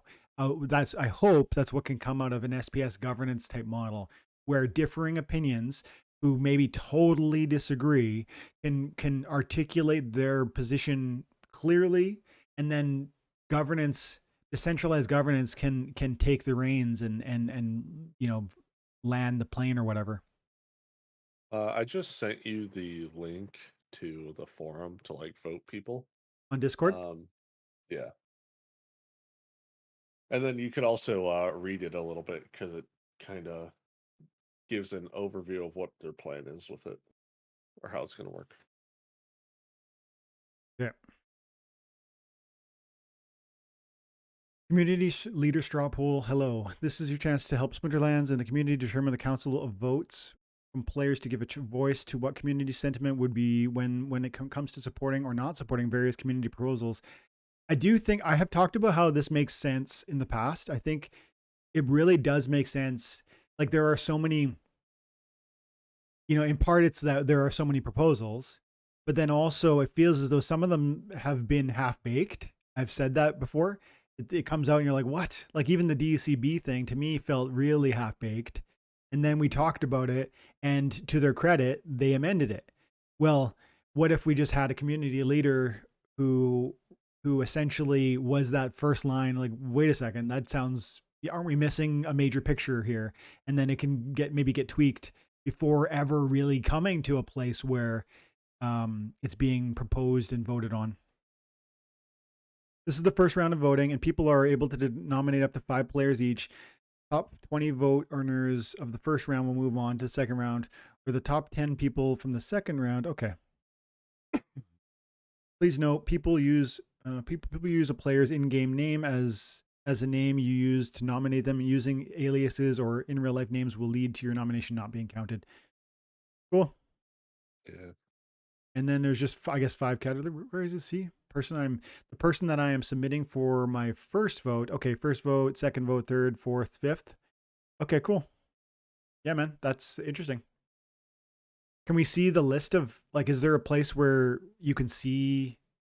No, not until the second part, because then they're going to take whoever the top 20 are, and then those are going to be the only people you can vote on. Cool. That's cool. What do you guys think? What does the chat think about this? Are you guys voting on this? Do you not really care about who community leadership comes from? Do you feel like it's just enough to have this? I feel as though you might argue something like this is necessary, and you could also argue, no, we don't need that because we already informally do that through different YouTube people or Discord or whatever. What do you guys think in the chat? And you too, Jim, if you. I like it. Yeah. I like it. Yeah. It's just another thing that people could use, and rather than, because if you think about it, there's so many content creators, right? Or other people that also have good ideas. And if say I'm not watching someone, right? So I every now and again will watch Hawk's videos. I every now and again will watch Steve's videos. Every now and again watch your stuff, right? I'm not out there watching every single little thing, because at that point now it's a full-time job, Yeah. right? Yeah. And but if it's an official thing for Splinterlands, and like say we're all going over our ideas about it, and that's now getting put out there to the public, well, now it's seeing views of people you don't normally watch, or if you didn't get to watch, Yeah. where their mindset was at on things. Yeah. So I think just putting it out there through Splinterlands and people that might not even know who any of us are, they will now, be able to find out more. Yeah. I'm still surprised. This is like there's 2 sides to my surprise about Splinterlands and about this channel. The one is that I can't believe how big it is. And then the other is like when there's a shocking number of people who are in this space, or that even attend things like Splinterlands and don't know who I am, or Splinterfest, I mean. And so it's strange because it's like I'm simultaneously surprised by the lack or the amount of success and growth, and all of that. But then also, when I go through Splinterfest and some I meet people and people are like, oh, like cool, like nice to meet you, and like I've never heard of you, and like you're like, wow. I thought I thought like part of me thinks everyone's listening, and part of me thinks, why is anyone listening? Oh man. I don't think everyone knows about this story, but Dwayne learned about it semi recently. But at Splinterfest, there was actually a person I met that they knew who I was, but they didn't know who Dwayne was. And I'm like, oh, what? How is this possible? So it was a pretty crazy, surreal moment. Dude, it's very unusual to get Yeah. recognized. Like Steve was there. Who else was there? Tails didn't come this year. I hope you get to come next year, buddy. Um, uh, who else? Gathering. I don't think Gathering was there. No, Luke wasn't there. Yeah, Luke didn't come. Griffin, I don't think you came. If you did come, I didn't know that you were. I don't think you were covering Splinterlands at the time. Um, Excuse me. but but yeah, to walk through a space like that with people who love the game so much that they're willing to fly to a different city or country, and they don't necessarily and they do recognize you, is wild. It's a straight like at first thing I when I got there, like somebody just looked at me and yelled, Splinterland sucks. And like knowing who I am, knowing that I cover it, and I just like laughed awkwardly because it's like it's so strange to be like like I'm just a guy who likes the game and I talk about it and you guys hang out, and I appreciate that. I really do. I sincerely do. Didn't know y'all were so tall. Yeah. Butters. Oscar, good to see you, buddy. Oscar, time and attention, bro. Part of the squad. Love it. Yeah, UA was there, Half Blue, and Shunapoon. Yeah. Also, if you guys don't know, it's not Shanpoon, it's Shunapoon, or Shunapoon. however they pronounce it. Dude, Ron said it like the wrong way, and I'm just like, Shunapoon. Come on, man. Come on. But you know what's funny? I refuse to say some of the character names in this game correctly. Yeah. Yeah. Yeah. JSK. Yeah, we got Chase K. Poor, Who else we got? The poor dragon Jacek. one from Rift Watchers. Poor Jacek. He's a real dude. That's his name. That's his in-game name. Dude, I'm gonna call him Jace K to his face. Okay, I don't care. What else is happening? Oh, We got totally 12 minutes before I'm going to cut it, guys. If you haven't dropped a like yet, please do for the all watching algorithms. And let's see, almost sounds like a team. Community members. Wonder if they're gonna. Or Bulldog Rick. Yeah. We should actually post that link into the chat. Okay. Yeah. I sent it in there. Cool. So guys, I just sent the link in the chat to the forum or to the form to set up your votes for the straw poll for who you want to be in the Council of Votes. Mm-hmm. Hey, Stock Jockey's here. State of Survival. Who else am I just recognizing is here now? I don't know if I give Mildo a shout out. Powis, good to see you guys. Steve said, for real, to have guys want a photo with me still blew my wife's mind. It's so cool that your wife came, dude. I hope Yeah. I can convince my family to come next time. But super cool. Wifey was not. She was like, "Oh, you're just gonna be too busy," and she probably was right. It was hard to even do my YouTube stuff. Like I tried to grab some videos for you guys. I did one cool short when they revealed Kelia Plus, but it was tough. Oscar, I hope that we non-US players can go to the next Splinterfest. Me too, dude. Personally, it would depend on cost for the weekend. If it's at all possible, Oscar and I were already talking about this, and Jim, I think I mentioned to you, Butters, all the time and attention, boys. If the next Splinterfest is possible, I think what we need to do is we need to rent a house and not like a hotel room, and we'll just 10 or 20 of us can cram in there, and we'll cut the costs, and we'll get to know each other a bit better. Get an Airbnb for a mansion. Yeah, man. Tilly Tots. I like this. Tilly Tots, holy cow, infidel alive, and hey, that's Jim. He's kind of a big deal. I'm the biggest deal, okay? Please. If your wife doesn't, I'll pretend to be your wife next time. um, we should have it. Alright, let's not go to alright, I'm not gonna say nothing to that. Next. We should have it in Thailand because it's cheap, dude. I would love that. I've been to Thailand one time. One of my favorite vacations. I went there with my wife uh, in 2000. I'm going to say 10 or something, and we visited Bangkok first. And I met a buddy that I used to work with in Vancouver, British Columbia, Canada, for a few years. He was living there at the time. Spent some time with him in the big city. Such a wild experience. Those roads, those highways, just cars zooming like scooters everywhere with four people on them, and just zipping through traffic. And then we went to a place called Chiang Mai, which is like northern Thailand, and it's more of like, as far as I could tell, like a religious hub, with temples everywhere, and it was so beautiful. And then we went to some island, some little island. We did this overnight ferry boat, and you slept on the ferry with dozens of other people. I had this amazing conversation with this, like, I don't know, probably a 50-year-old Thai guy, and he was wasted. And we were talking. He could speak a little English, but really 90% of his vocabulary was the lyrics from Hotel California.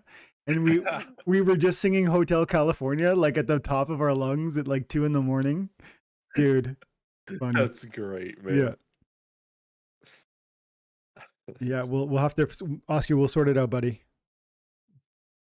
Yeah, we don't even know when that's going to be exactly this year. No, but it does sound like, don't you agree that it sounds as though it's going to happen this year? Is that your take on Yeah, this, or? I think so. I think they're going to have it every year, and I will be at every single one. Yeah, I'm going to do my darndest. I mean, it's not only is it literally the game I cover, but also it's the game I love and the community, right? So it was, guys, like, I can't I can't oversell it. It was amazing. Like, if you love Splinterlands, you would love it. But also like just meeting this community, like like talking with people, and it's not just because I'm a YouTube guy. Like, I saw tons of people talking to other people. They had no idea who they were. Some people maybe on this call talking to people from Peak Monsters that they didn't even recognize, and just having these conversations about this game that they both loved, not knowing who, you know what I mean? Like, it doesn't matter. It's just like you're there with 1,000 people or 500 people or whatever that love this thing that you're into. It's really cool. Yeah, it was a great time, man. It really was. Um, got a few more minutes. What else could I talk about? I do feel as though there's been lots of cool things, but now as I stop and think about it, I guess the ones that have really hit me lately have come up already. Um, Oh, there's a change that I've done in this game. what's that? Uh, I got rid of a bunch of my collection, Hmm. How come? What'd you do? like a lot of it. Hmm? What'd you do? Like, to talk me through like what you did and why. Oh, because I wanted a lot more SPS. Hmm. So I'm like, you know what?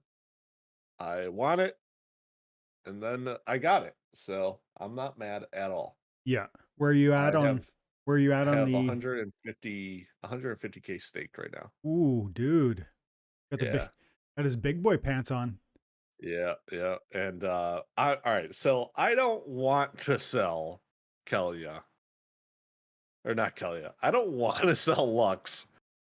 But I also know I would like to have 300,000 SPS. You know what I'm saying? Yeah, this is the thing, man.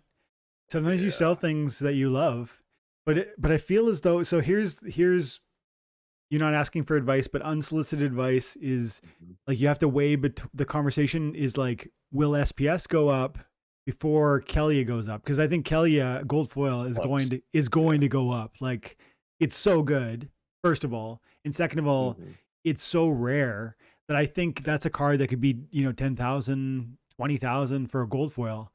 And Yeah, then it's just for me, I don't know if I want to sit on a card that's that expensive. yeah, Because now, how difficult is it to sell a $10,000 card? Oh, very, right? Like Yeah, that's 100% true.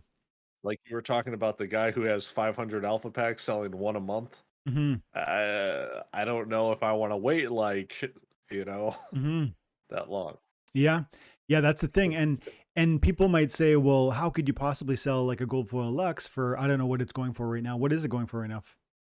about 4K pretty much. So like let's say you sell for 4K, and if we agree that possibly um you know 20K is Oh, possible in the future. Like I oh, think if you say if you say 10K is possible in the future, I think that's conservative first of all.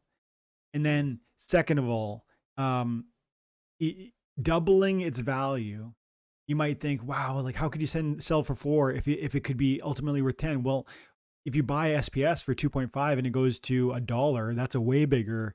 I don't see Lux Vega going from 4,000 to 400,000, yeah, no. but I do see SPS going from 2 pennies to $2. And maybe I'm wrong about that. You know, Jim, you'd have to think that through, but also the audience when they, because it's not just this is you and your particular circumstance, but Yeah. this same mechanic or this same conversation is we all walk through this every day, whether we're selling a gold foil Lux Vega or whether we're selling like a an epic card for $5. Maybe there's a gold foil you've got that's $10 and you sell it and you trade into the regular foil. There's just every time you do this, it's like you're selling one asset to buy another. It's like which one's going to appreciate faster and which one's going to grow my bag quicker. There's a hard conversation to be had in that. Because also how I'm looking at it, it's not even so much which ones will grow my stuff quicker. It's okay in like a year, 2, 3, maybe 5-year time frame, right? It's which one will I have an easier time of selling? Hmm. And having the SPS is indefinitely easier to sell Hmm. than a gold foil Kelia. If you have $10,000 worth of SPS versus a $10,000 card, which one are you going to sell faster? Oh yeah, yeah, 100%. And I do think in a bull market, even though cards will appreciate in crazy ways like we saw before, the liquidity. You're right. You're right. You're raising the liquidity conversation, and it's so right. But also, I think just the opportunity for outsized gains, and I know this is not your primary concern, but I think the outsized gains probably lie with the token also because bull runs go crazy, tokens go Yep. wild. I do think SPS is one day going to be over $5. I believe that. Will I be there at the time, like, or will I sell my bag sooner? I don't know. It's hard to imagine, right? At 2 pennies, if it went to $2, wouldn't you want to sell most or all of it? Would you say no? I firmly believe it's going to go to 5, so I'm not going to sell it 2. Would that be a good idea or a bad idea? Because it could go from 2 cents to $2 and then back down to 20 cents, and then 2 years later, 3 years later, 4 years later, up to 5. Like that could be the journey. And Mhm. you can never call tops or bottoms. You just have to kind of make plans that would work for you generally. And I don't know. I think tough because the gold foil Lux is really fun. It's it is a lot of fun. Yeah. Yeah. Yeah, Steve. Dwayne thinks this is gonna go to $5. I don't know about that, but I'd love to retire at that point. What did Steve say? He said, "Wow, $5." Oh yeah. See, I like to say 50 cents. Okay? I'd be happy at 50 cents. Yeah. Yeah. Me too, man. But 50 cents is definitely not $5. And which one is easier to retire on? SPS $5 or 50 cents? So you got 150,000 SPS, 50 cents. You got 75 grand US. Yeah, Like you're talking 25x on your investment, which isn't that crazy when you say that? And like I think 50 yeah. cents is super possible. It's kind of nuts to imagine these things. And you might think it's just like not attainable. I just totally disagree. I feel as though 50 cent SPS is like it's happening. Very achievable. Yeah. Yeah. I want this to be like the last thing. I want to see what you guys think. Can I do a Uh, poll? Um Next bull run SPS to Say 50 cents. So what? I don't want to do. I actually want to. Where will SPS top out? And then I want to I go see. 0 point. Under a dollar or above it? Oh, it has to be above a dollar, right? Yeah. I suspect I know what you guys are all going to say, but I want to see. I want to read the response here. $5.02. I didn't I didn't even leave an option for like not higher. Like my base case is 25x. That's Also, it's whatever one you guys think closest to. So if you're like, oh, I think it'll go $1.50, well then pick either a dollar, yeah. you know. Yeah. Yeah, I'm excited to see what you guys think. I mean, I think it has to come back to the fact that the game is fun and has a future. Those are my beliefs. I believe I've founded that suggestion, that premise on strong fundamental considerations. If I'm wrong about that, if it's either not fun for the masses or it's not going to have a future, then I think the arguments around SPS thriving are probably garbage. But I just feel as though those two things are abundantly and objectively true. And so if they are, then I just can't see SPS not being over a dollar. I can't see it not being. I feel like to me $2 is like a real target that feels both possible. That's only double what it used to be at its launch price. And during its launch, I have to I guess to straw man the other side, steel man the other side, you have to remember there was very little supply that was available to sell. So yes, it sold for like $1.15 or something at its peak when it first launched. But you might think that that's not attainable because that was only when supply was really limited. It's grown and grown and grown in supply. But we already know burn mechanics. We already know that there's only so much that's supposed to be issued. We already know that bull markets get crazy and the FOMO isn't justified by by fundamental considerations. It's just it gets away from itself. Let's see what they said. So the poll. This doesn't the chat won't pop up on the video, so I'm going to read next bull run. Where does SPS top out? And we had 21 votes. 42% of you think a dollar is probably the cap. 28% of you think 50 cents is the cap. Man, if 50 cents was the cap, wouldn't that be wild? Like, I'm not saying it, I believe that, but man, that would be crazy.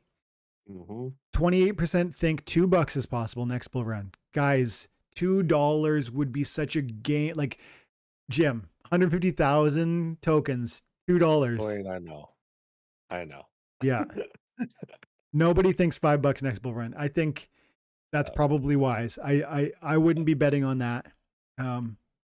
I also wouldn't be surprised if it did, but I'm saying I couldn't put my vote there either.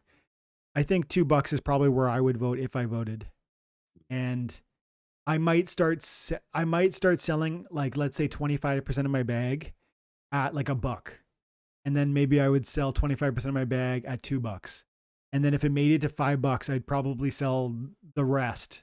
Not because I don't want SPS, but because I just know that these things go up and down. Yeah. And that would be maybe a play. Yeah, it's like at $5, I will sell everything.